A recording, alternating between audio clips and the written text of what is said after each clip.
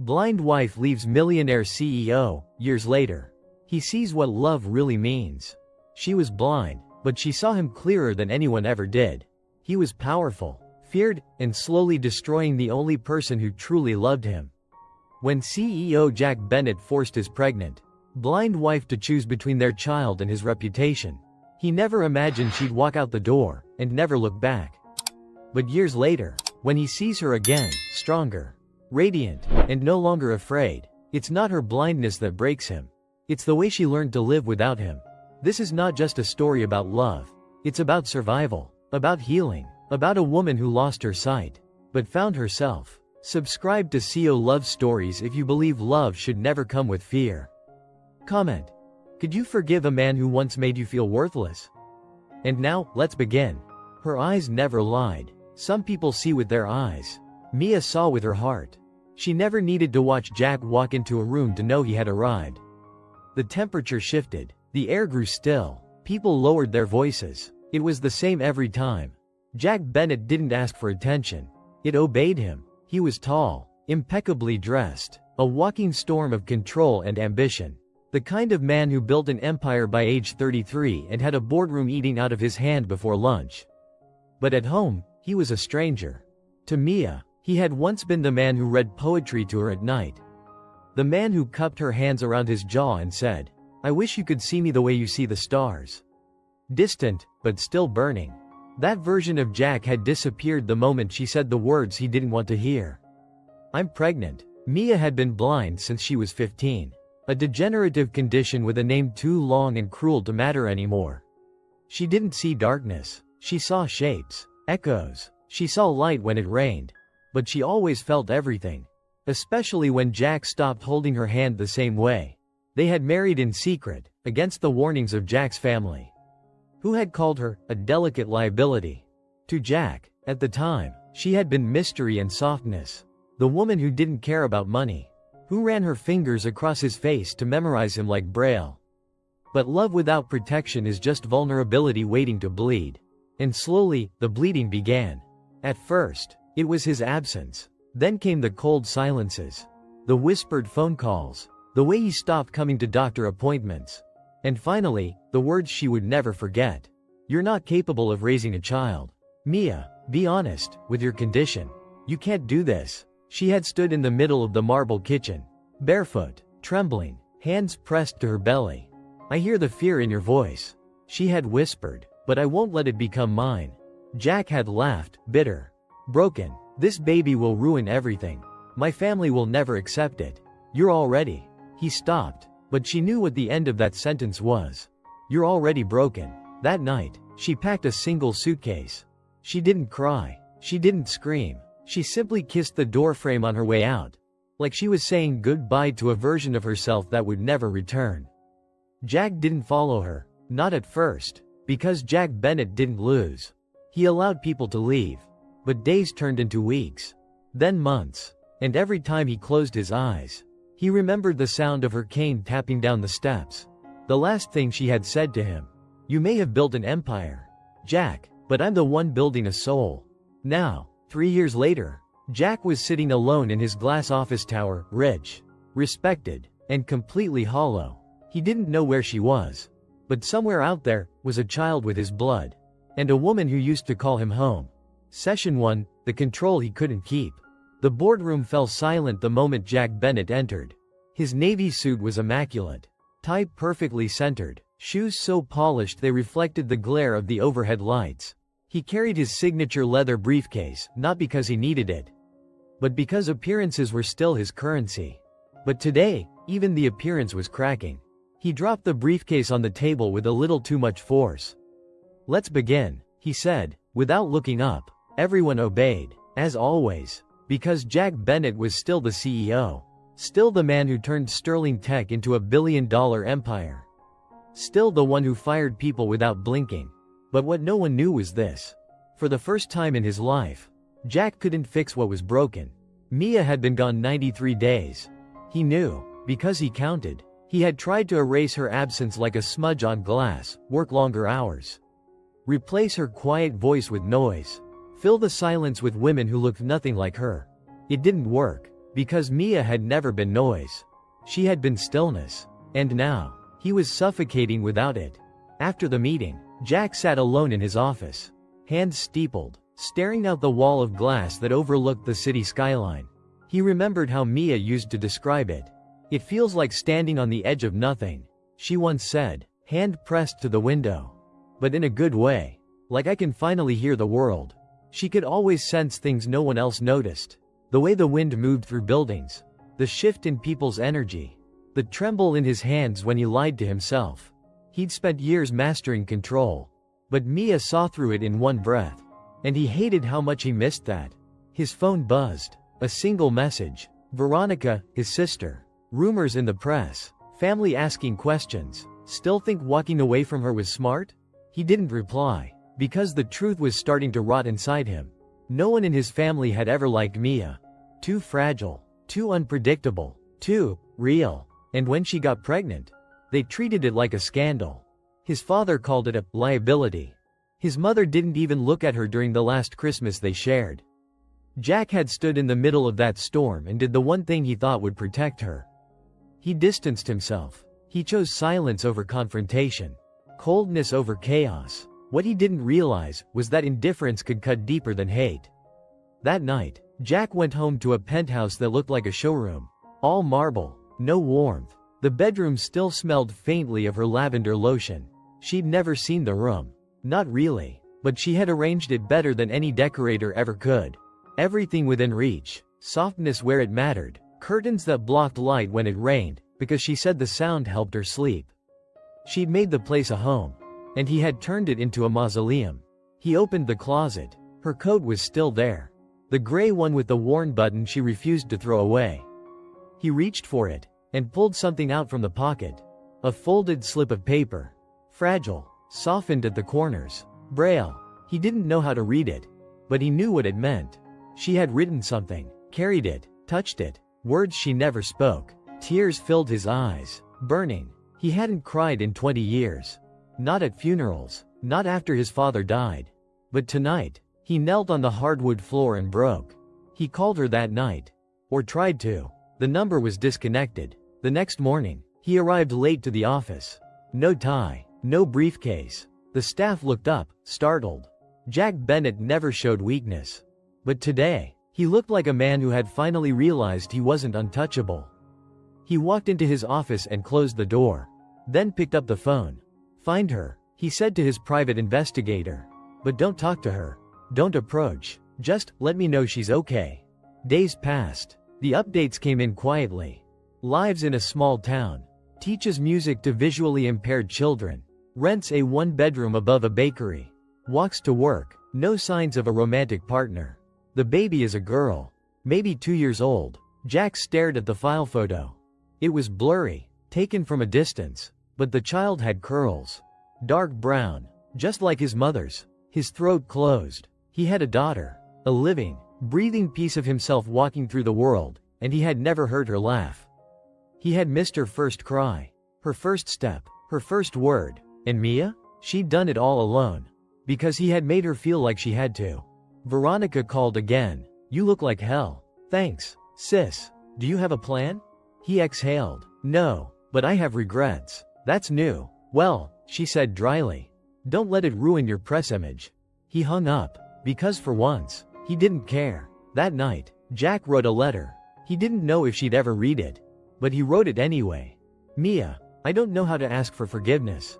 I don't deserve it. But I see now what I never did before. You didn't need my permission to become whole. You needed me to be brave enough to stand beside you. I wasn't. I don't want you to come back. Not until you're ready. But I want you to know. I finally see you. Not with my eyes. But with something deeper. I see the woman who carried my child when I failed to carry her heart. And I'm sorry. Jack. He folded it. Left it by the window. And stared into the night. Not waiting. Just hoping. Session 2. The woman she had to become. The morning air in Fairhill carried the scent of bread and fresh pine. It was nothing like the city. No horns. No polished concrete. No heels clicking on marble. Mia loved that. Here, the sidewalks hummed gently under her feet. The bakery downstairs played jazz through open windows. Strangers greeted her with warmth instead of pity. She wasn't Jack Bennett's blind wife. She was Mia. Just Mia. And that was more than enough. She guided her fingers along the familiar grooves of the stair rail. Her daughter's giggles floating down from the landing. "Careful, love," she called. "Hold on to the wall." "Okay, Mama." Lily's voice rang out, bright and sure. 3 years old, brave as fire. She reminded Mia of herself, before the fear. Before love had turned into silence. Before Jack. They'd been in Fairhill 2 years now. Mia had arrived with nothing but a suitcase. A pregnancy she refused to apologize for. And a letter in her coat pocket she never sent. She didn't have a plan. She had a need. To build a life not defined by anyone else's shadow. The first 6 months were brutal. She had cried into pillows. Missed Jack's scent on her skin. Struggled to make rent. Burned pasta. Learned how to bathe a newborn alone. By feel and prayer. And yet, she never went back.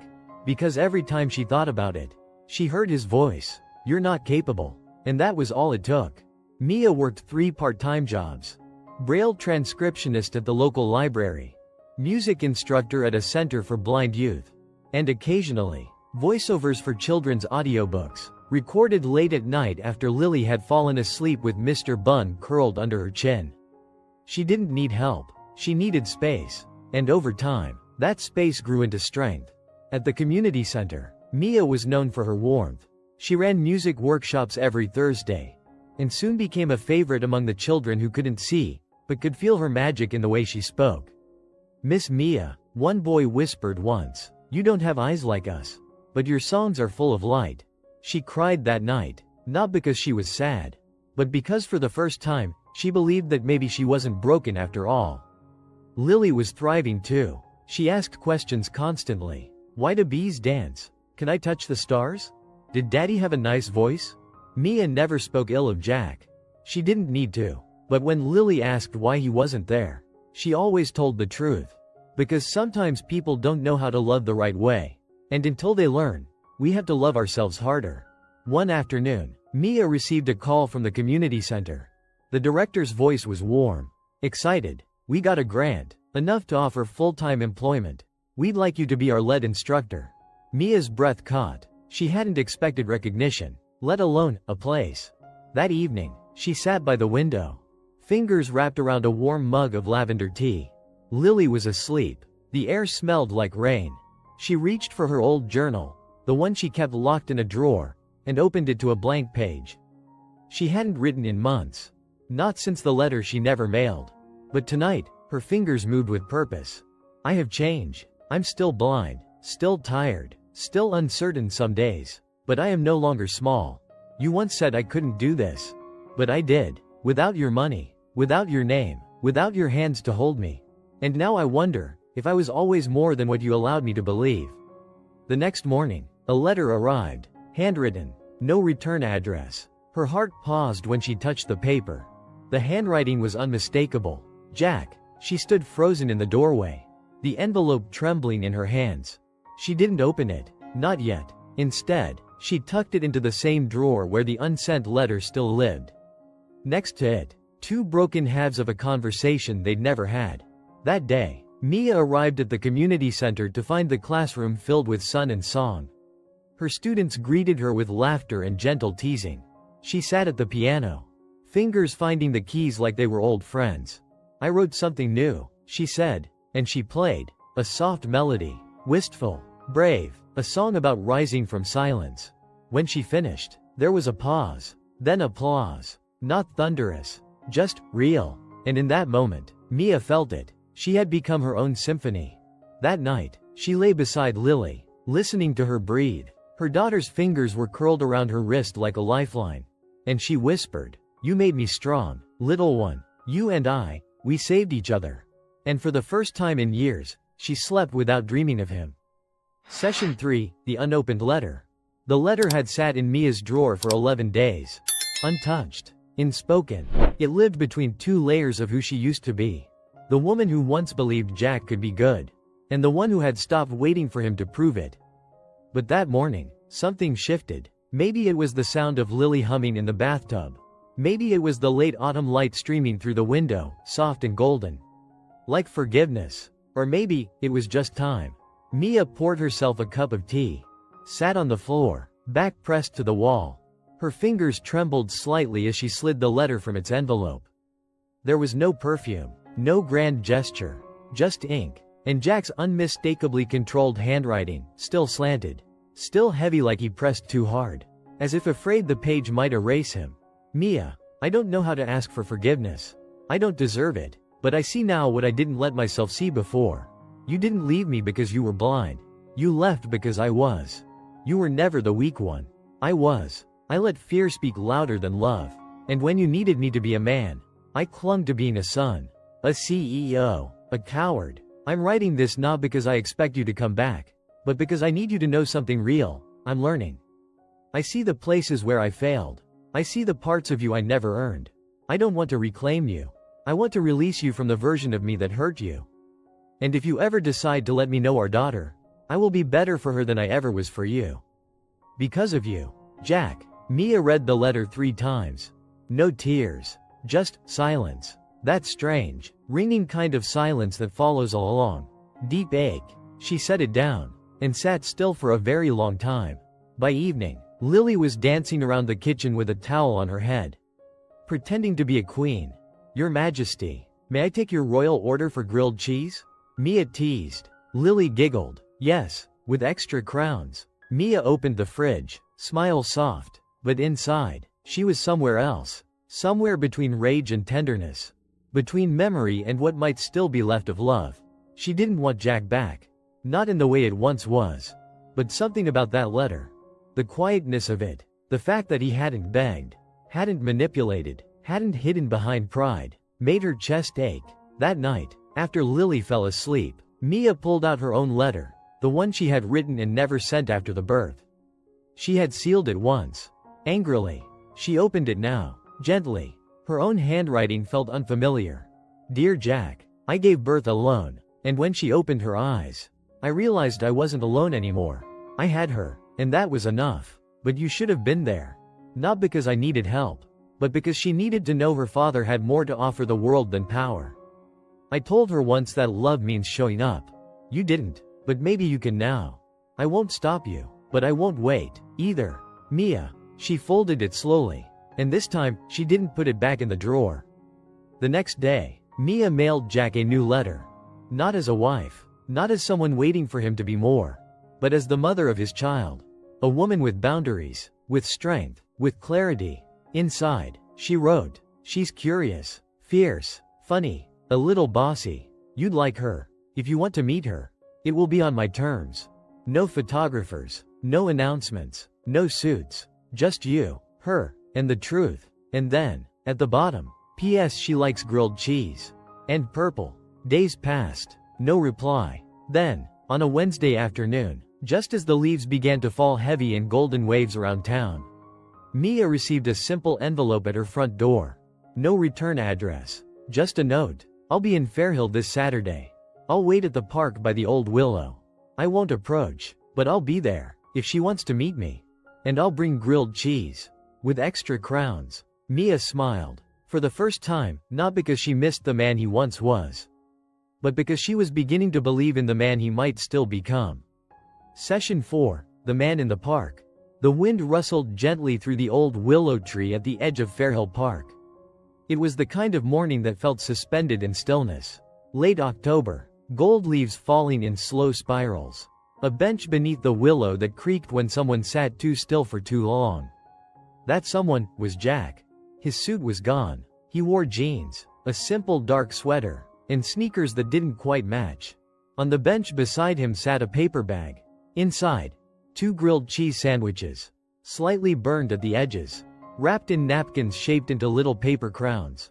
He checked his watch. 10:04 a.m. She said nothing about a time. No guarantees. No promise that she'd come. But he had already promised himself. He would wait. Mia stood just across the street. Her white cane tucked lightly in her hand. The sun casting warm lines across her cheek. Beside her, Lily gripped the hem of her coat with one hand. A purple ribbon twisted in the other. Mama, she whispered. Yes? That's him? Mia nodded once. Lily's eyes, so wide, so searching, turned toward the bench. He looks smaller. Mia's heart clenched. Maybe that's because you're growing. Lily considered this, then looked up again. Can I go first? Mia hesitated, then whispered, yes. Jack hadn't seen her in over 3 years. But he would have known her anywhere. Tiny curls, purple ribbon, a serious expression that reminded him, painfully, of the way Mia used to tilt her head when she was trying not to cry. Lily approached slowly. Jack stood, but not all the way. Just enough to show respect. He didn't move, didn't speak. She stopped a few feet in front of him. You brought sandwiches? He nodded, surprised by how dry his voice felt. With crowns, he said softly, like you asked. Lily narrowed her eyes. You made them? Jack nodded again. I burned the first 2. She smiled, just a little. Then sat. Just like that. No tears. No dramatic music. Just a girl with half of his heart and no idea how to read the silence between them. And yet, she didn't seem afraid. She just existed. And let him exist beside her. Across the street, Mia stood like stone. Her fingers trembled on the cane handle. She couldn't see his face. Couldn't see Lily's. But she could feel it. The hush. The soft rise of air between them. The kind of quiet that only happened when something holy was unfolding. Back on the bench, Lily pointed to the bag. Are there 2 sandwiches? Yes. One for you? No. The other one's for your mom. Lily paused. Why didn't you bring one for you? Jack looked at her. Because I didn't know if I deserved one. She blinked. You're weird. Jack smiled, throat tightening. Yeah, I've been told that. They sat for a while, eating quietly, watching leaves fall. Jack didn't ask for a hug. Didn't call her sweetheart, or pumpkin, or princess. He just sat, present, real. And when she finished half her sandwich, she said, Mommy says love is showing up. Jack nodded slowly. She's right. Lily stared at the willow's long branches swaying above them. Are you gonna keep showing up? Yes. Even if I don't call you Dad yet? Jack's voice cracked. Especially then. Mia crossed the street just as Lily was picking leaves off the ground and assigning them names. This one's Lucy. This one's Pirate Leaf. This one's just Steve. Jack stood as Mia approached. He didn't speak. Didn't try to touch her. She stopped a few feet away. Hi, she said simply. Jack swallowed. Hi. She tilted her head, reading the weight in his voice. You waited. I would have waited forever. A pause. Then, good, because I don't need forever. I just need you to be real. They sat side by side on the bench as Lily ran circles around them, singing a song about grilled cheese queens and leaf nights. Jack watched her, then turned to Mia. She's everything. She's herself. Mia said softly. She doesn't belong to you. Or to me. She just is. Jack nodded. And I don't want to own a single part of her. I just want to be worthy of standing near her. Mia looked toward him. You hurt me, she said quietly. I know. You hurt her, even if she doesn't know it yet. I know. And you don't get to make it right with one sandwich. He nodded. I didn't come here to make it right. He said, I came here to start. Mia didn't reply. But after a long silence, she whispered, she's afraid of thunderstorms. She talks in her sleep. And she believes rainbows are magic. Jack's eyes filled. You're telling me about her? I'm letting you earn her. Mia said, one little thing at a time. As the sun dipped lower in the sky, Lily plopped between them, leaves in her hair, arms wide. This was a good day, she declared. And Jack smiled. Because for once, he agreed. And he didn't try to turn it into anything more. That evening, as they walked home, Jack on one side, Mia on the other, Lily reached out her small hand and took his. Not tightly, not for long, but enough. And Jack knew this was the beginning, not of fixing the past, but of building something real. Together. Session 5, How to Earn a Daughter. Jack came back the next day. And the day after that. Not because he was invited, but because Mia didn't tell him not to. And sometimes, that was the clearest, yes, a man like him could ever hope to hear. He didn't bring flowers, or gifts, or apologies tied in silver ribbon. He brought small things. A paper airplane, a library card with Lily's name on it, a purple umbrella with ducks on the handle. Once, he showed up with paint on his hands, having helped a neighbor build a bench at the community center. Lily gasped, your hands are dirty. Jack grinned, I think that means I'm real now. Their relationship didn't happen in grand gestures.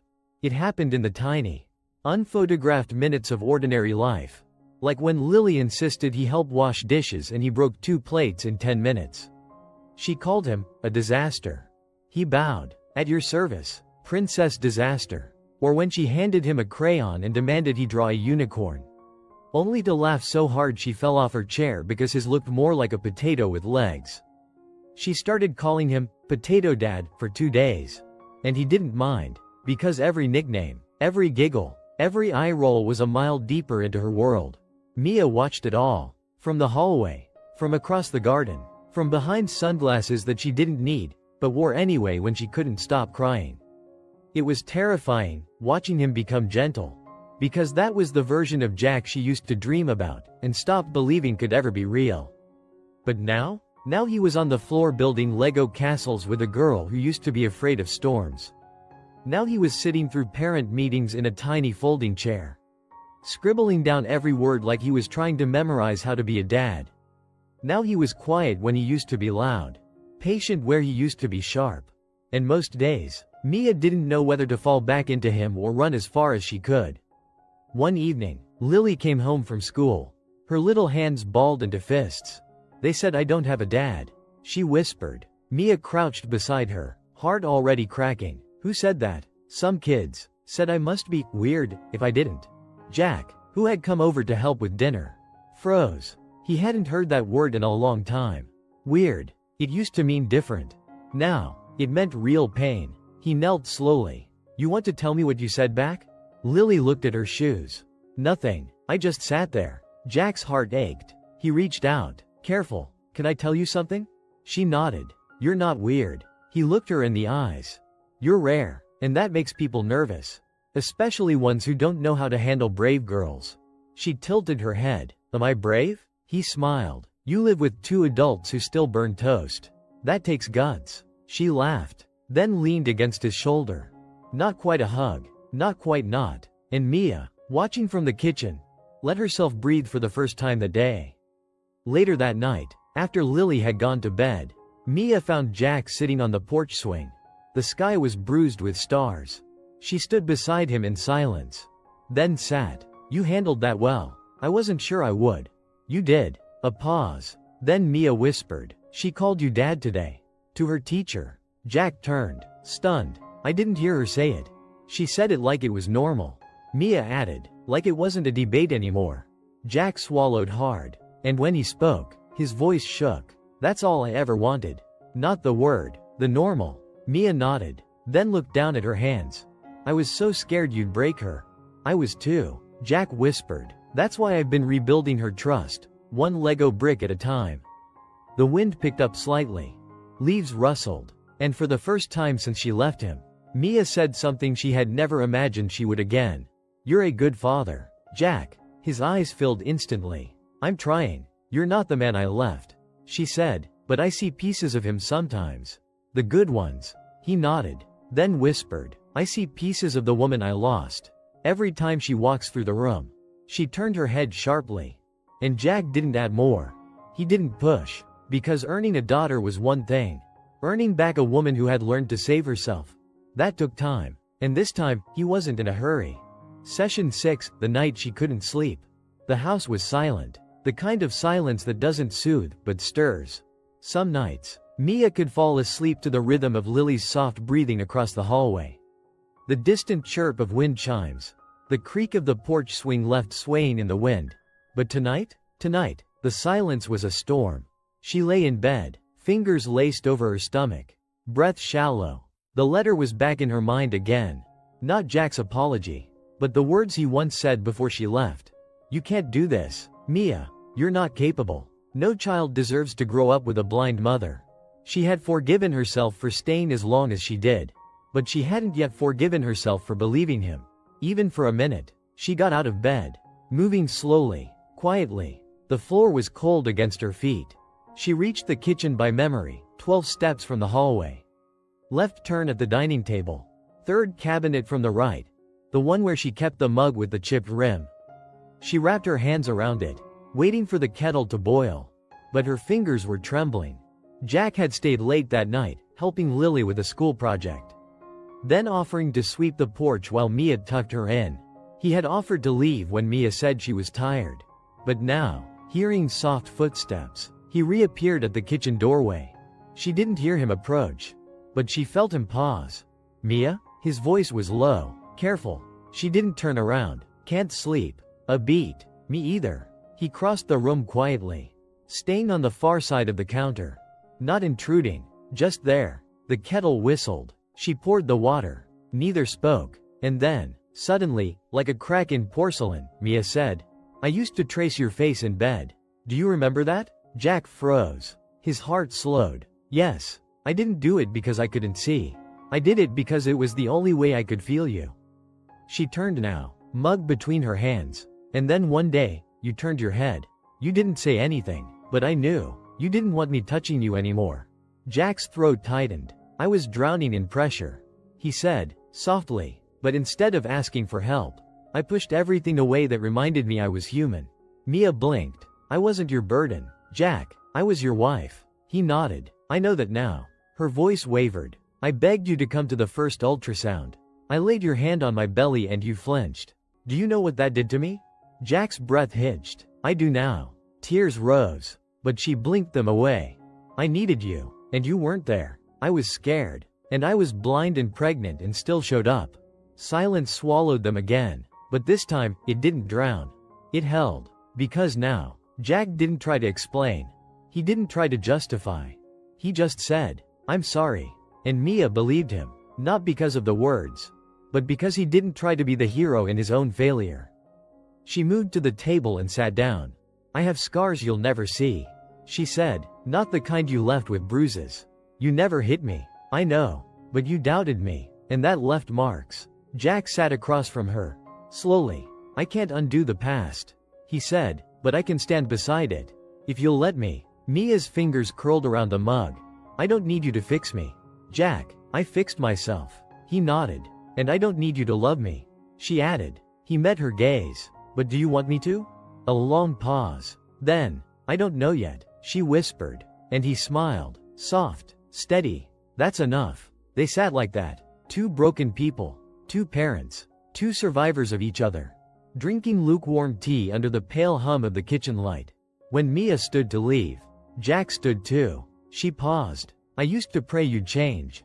He swallowed. "And now? Now I pray I don't fall for a man who changes too late." Then she walked away. And Jack didn't follow. But as she disappeared down the hall, he whispered, "I hope I'm not." Session 7, the birthday invitation. 4 candles. That's all Lily asked for. Not a bounce house. Not pony rides. Not sparkly tiaras from the party store.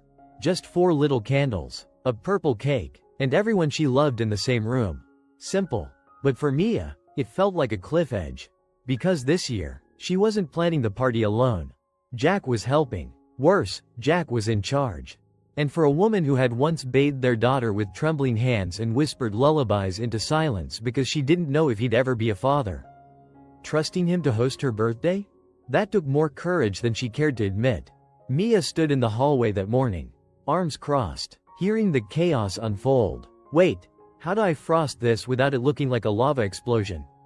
"Daddy, it's buttercream, not mashed potatoes. I'm doing my best here. Chef Lily, you're a good tryer." Mia smiled softly, then sighed. She stepped into the kitchen. It looked like a sugar bomb had gone off. Sprinkles covered half the floor. Flour dusted the counter like new snow. And in the middle of it all was Jack, hair mussed. Apron askew, pink frosting on his cheek. He looked up, grinning sheepishly. "We may need backup." Lily beamed. "No, we're making memories." Mia raised an eyebrow. "Sweetheart, this memory is going to stain." Jack laughed, but didn't defend himself. Because he knew, this wasn't about perfection. It was about being present. At 1 p.m., the guests started to arrive. Just a few. The librarian who read to Lily every Thursday. Mia's friend from the art center. A couple of Lily's classmates. Nothing fancy. Just warmth. Just love. And Jack, who had once thrown $300 galas just to impress investors, stood at the front door, nervously holding a tray of juice boxes and paper crowns. Mia watched him from the porch as he knelt beside Lily, guiding her through each guest's name, reminding her to say thank you, to share her new puzzle. To let the shy kid pet her stuffed rabbit. He didn't try to take over. He didn't make it about him. He was just there. And when Lily climbed into his lap mid-cake and whispered, "This is my favorite birthday ever," Jack didn't cry, not visibly. But Mia saw the tremble in his jaw. The way he held her just a little tighter. An hour later, Mia slipped inside the quiet kitchen. She stood at the sink, rinsing cups, trying to find space in her head for what this all meant. And then Jack entered. No sound, no grand entrance, just a warm silence that settled beside her like it belonged. "She's happy," he said gently. "She is. She trusts me now. She does." A pause. Then Mia asked, "Do you trust yourself?" Jack leaned against the counter. "For the first time in my life," he said, "I don't need to be perfect. I just need to keep showing up." Mia turned to face him. "You've done more than that, Jack." He blinked. "I have? You've stayed, even when it wasn't easy. Even when I wasn't easy." He nodded. "I meant what I said the other night." She continued, "I don't know if I can fall in love with you again." Jack looked down. "I understand, but I think I want to find out." He looked up sharply, and in her face, no makeup, hair in a loose braid, a frosting smear still on her sleeve, he saw everything that had once brought him to his knees. Only now, there were no illusions, no pedestal, just Mia, and her maybe, which felt more honest than any yes he'd ever heard. Later, as guests began to leave and Lily sat cross-legged on the floor inspecting her new crayons, Mia handed Jack a small wrapped box. He blinked. "What's this?" "It's from me." He opened it slowly. Inside, a key. "To what?" She smiled. "To her life. You've earned it." Jack swallowed hard. "I want to earn yours too." She touched his hand. "Then keep showing up." As Jack knelt to help Lily sort her coloring books, Mia leaned against the doorframe, watching the man who once nearly shattered her world, now coloring gently inside her daughter's lines. Session 8, The Storm Before the Sunrise. The envelope came on a Monday. No name, no return address, just white, crisp, and official. It was slid under Mia's front door sometime before dawn. She found it when she stepped out to water the small violets Lily had planted near the porch. At first, she thought it was a flyer. Then she felt the thickness of the paper. The seal. Her fingers trembled as she brought it inside. By the time she opened it, Jack had just arrived, carrying Lily's favorite cinnamon bagels and humming off key. He stopped cold when he saw her face. "What is it?" he asked. Mia held up the letter. Silent, he took it from her hands. His eyes scanned quickly. And then, his jaw tightened. "It's from them." Them meant his family. Not just Veronica, his sister, but the legal estate of Charles Bennett, the late patriarch of the Sterling name. Apparently, they had finally decided to acknowledge Lily. But not with kindness. Not with acceptance. With a petition. Custody concern. It read, "Emotional stability and financial responsibility of both biological parents to be reviewed." A quiet way to say, "We want control." Jack's hands were shaking as he reached the end of the document. Mia stood still. Lily was in the next room, humming and coloring. He looked up. "She's not theirs," he whispered. "I know," Mia said. "They don't care about her. They care about the name." "I know." Jack sat heavily at the kitchen table. "I'll handle it," he said. "I swear to God, Mia. I'll burn down every boardroom before they lay a finger on her."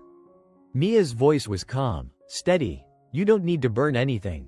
He looked up, startled. She walked toward him, placed a hand on his. "You just need to protect her." Not with rage, with truth. The next day, Jack walked into his lawyer's office. It had been 2 years since he stepped inside a skyscraper. He'd almost forgotten the way power smells, like cologne, cold steel, and silent judgment. "Edward," the attorney greeted him. "It's Jack now," he corrected. The man blinked. "You've dropped the Sterling name?"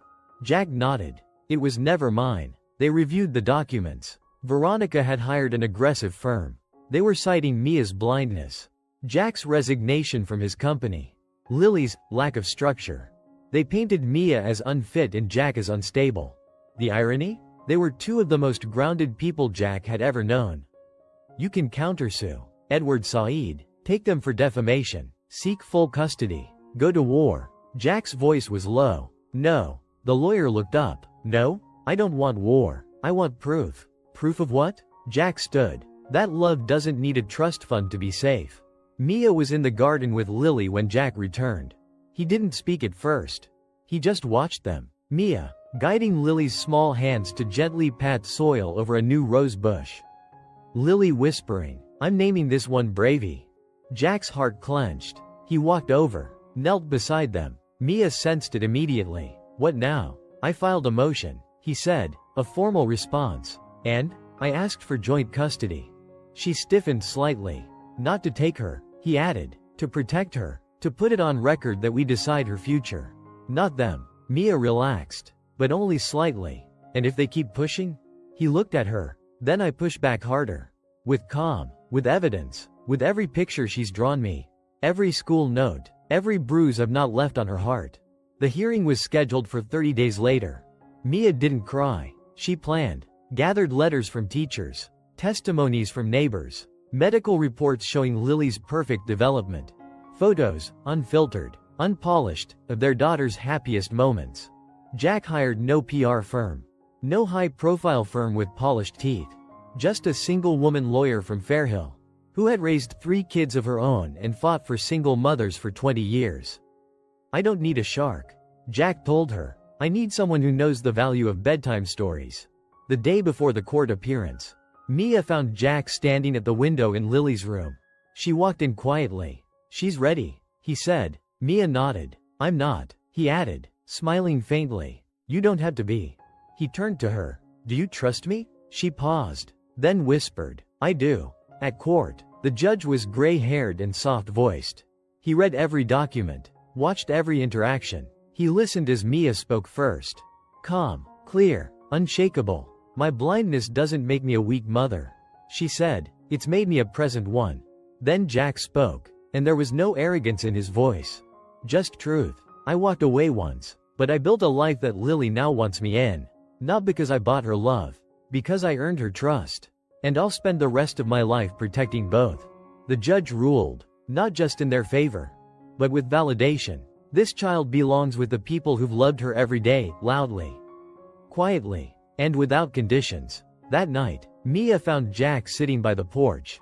He didn't look triumphant. He looked tired, but there was peace in his eyes. "They'll never come for her again," he said. "I know." He looked at Mia. "I never knew what love cost until I had to fight for it." She nodded. "And now? I'd pay it all again." Mia walked toward him. She sat beside him in the dark, and whispered, "You did good, Jack." His voice cracked. "You think someday you could love me again?" Mia smiled softly. "I already started." Session 9, the letter Lily found. It started with a search for glitter glue. Lily had decided, with all the authority a 4-year-old could summon, that her next crayon masterpiece required sparkle. Not the cheap kind, the galaxy kind. So she tiptoed into Mia's room while her parents were on the porch, Jack reading a paperback, Mia nursing tea, both of them wrapped in the calm after court battles and storms. Lily opened the bottom drawer, found a box of yarn, a half-used sticker sheet, and a folded envelope, not sealed, not labeled, but interesting. She carried it to her bedroom like treasure. It wasn't until bedtime that Mia noticed the silence. Lily hadn't begged for another story, hadn't insisted on brushing Jack's hair into daddy pigtails. Just quiet. Mia walked in to check, found her sitting cross-legged on the bed, the letter open in her lap. Mia's breath caught. "Sweetheart?" Lily looked up. "Did you write this?" Mia crossed the room, sat beside her. Her eyes scanned the paper. Her own handwriting, and her own words. "I wasn't supposed to do this alone. He flinched when I told him I was pregnant. But I loved her anyway. I fought for her, and I will keep fighting." Lily's voice was barely a whisper. "Is that about me?" Mia's throat tightened. "Yes." Lily blinked. "Did Daddy not want me?" Jack appeared in the doorway then, sensing something. Mia looked up, heart thudding. "I didn't know she found it." Jack walked in slowly, kneeling beside the bed. "I didn't know how to be a dad," he said gently. Lily stared at him, confused. "You were scared?" He nodded. "I was very scared." "Why?" "Because I didn't believe I could be good at it. And I thought if I messed up, it would hurt you." She tilted her head. "You did mess up." Jack nodded again. "I did. But," her little voice wavered, "you still came back." Jack's eyes brimmed. "Yes." Because I learned that love isn't being perfect. It's showing up, even when you're scared. Lily was quiet for a long moment. Then she reached for the letter. I think I'm glad you wrote this. She told Mia. Why? Because now I know you loved me first. Even when Daddy was scared. Mia blinked back tears. I've always loved you first. Lily handed the letter to Jack. You can keep it now. She said. Why? Because it's not a sad letter anymore. It's a brave one. They stayed like that, curled in a triangle of limbs and blankets, long after the stars came out. And somewhere between soft breathing and shared silence, Jack felt something shift in Mia. Not forgiveness. Not yet. But something softer. Something open. The next morning, Jack found Mia in the kitchen. She was buttering toast, eyes still swollen from sleep. He wrapped his arms around her from behind. Thank you, he whispered. For what? For writing that letter. She smiled faintly. I wrote it when I was angry. He kissed her hair. But Lily read it when you were healed. That afternoon, Mia gave Lily her own journal. Blank pages. A purple cover. A single line on the first page. Written in braille and ink. Your story is yours. Write it as bravely as you were born. Session 10, the name on the door. Jack stood in front of the courthouse, holding a pen. It was heavier than it should have been. Not in weight, in meaning. Inside, behind glass doors and a clipboard of paperwork, was the legal process he'd once never imagined himself needing to change his name. To surrender, Jack Sterling. The title he was born with. The legacy branded into every boardroom he ever walked into. But the man he was now? The one who made peanut butter sandwiches badly and brushed glitter from Lily's hair on Monday mornings. That man didn't belong to a legacy. He belonged to a life he was still learning to build. Mia didn't know he was here. Not yet. He hadn't told her. Not because he was hiding it, but because he didn't want it to feel like a grand gesture. Or a headline. He wanted it to feel quiet. Like it should have been all along. 3 days earlier, it had started with a question. Lily was scribbling on a drawing of their house. She'd labeled each door. Mom, me, Mr. Bunn, and Dad. But Jack noticed something odd. On her room, she had written Lily Bennett. Not Lily Sterling. Not even Lily anything else. He asked gently, Sweetheart, why Bennett? Lily had shrugged. That's what Mommy said. That's my name. And how do you feel about it? She'd thought for a long time. Then whispered, I like that it's hers. That night, Jack had sat with Mia on the back porch. The stars wide and watching. I want to give her the choice. He said. Mia was quiet. You'd be okay if she never takes your name? He smiled faintly. She already gave me something better. What's that? She calls me Dad. Now, at the courthouse, Jack handed in the form. His new name? Jack Bennett. The name that used to sit behind Mia's on utility bills, Christmas cards, and forgotten voicemail boxes. Now it sat beside hers again. Not because of marriage, but because of meaning. When he got home that evening, Lily was on the floor playing with her dolls. He sat beside her, slow and careful. I made a big decision today. She looked up. Did you buy more cookies? He chuckled. No, bigger. I changed my name. Her eyes went wide. To what? Bennett. She stared at him, then blinked. Like me and Mommy? Exactly. A beat. Why? He smiled. Because I want to belong to this family. Not the one I came from. The one I chose. Lily looked thoughtful. Can I choose too? Of course, he said. Anytime. She nodded, then leaned forward, and whispered, Can I be Lily Bennett Sterling? So I have a little bit of both?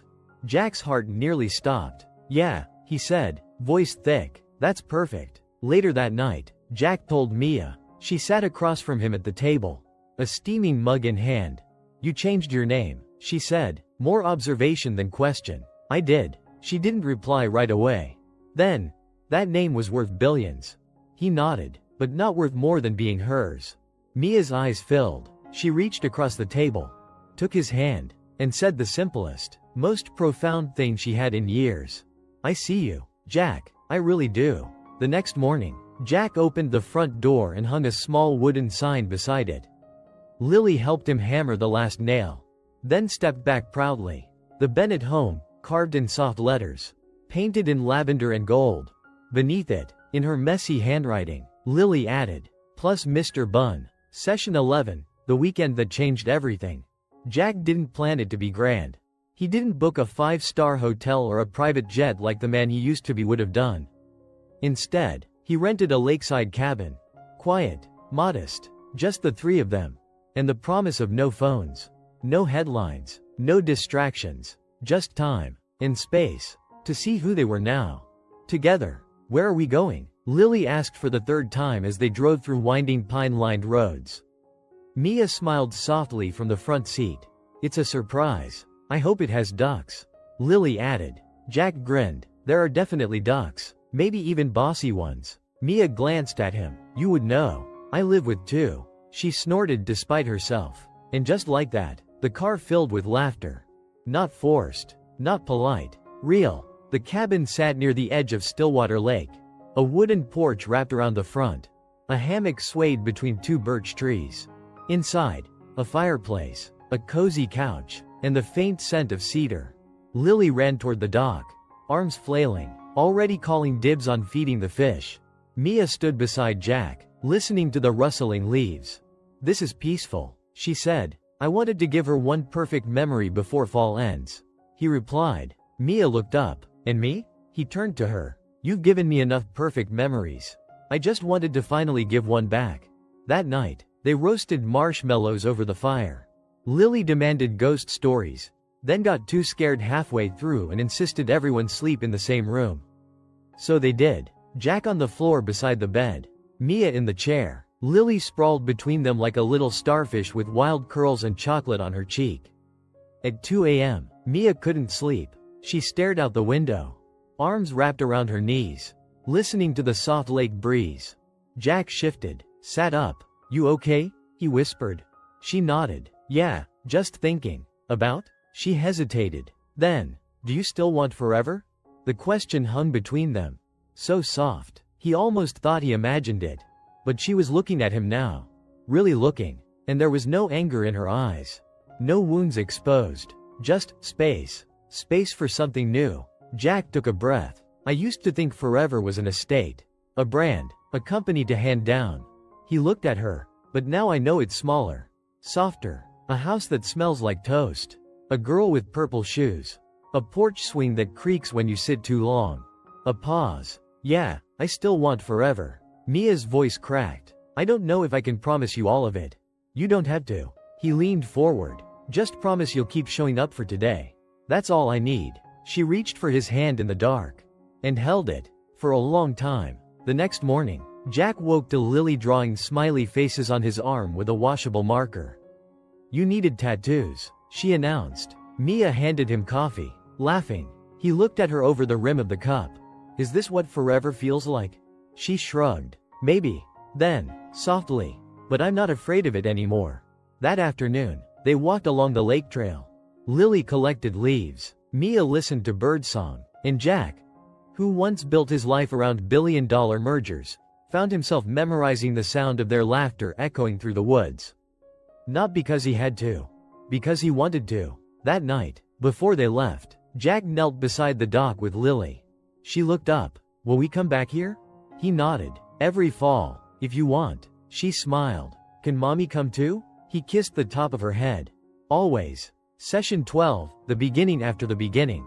The lake air still clung to them, even days after they returned. Lily wore her souvenir duck hoodie everywhere. Mia caught herself smiling at odd moments, at tea boiling, at wind on curtains, at quiet. And Jack was no longer walking on eggshells. He was walking towards something now. Not the man he once was, but the one he chose to become. Every single day, he didn't buy a ring.